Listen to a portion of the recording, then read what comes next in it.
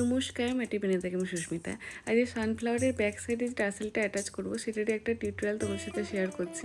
এখানে যে টার্সেলটা অ্যাটাচ করবো সেটা টাই চেন প্যাটার্নে হবে।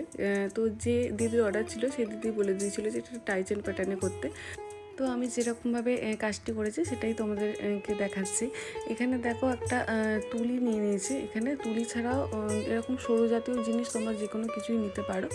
আর একটুখানি ফেভিকল আঠা লাগিয়ে নিয়েছিলাম। লাগিয়ে নেওয়ার পরেতে এই যে তুলিটা দিয়ে তারপরেতে এই মাটিটাতে চেপে দিয়েছিলাম। কিন্তু এই যে তুলিটা যখন বার করলাম দেখলে তখন মাটিটা অনেকটাই শুকিয়ে গেছিলো, তারপরেতে বারটা করেছিলাম।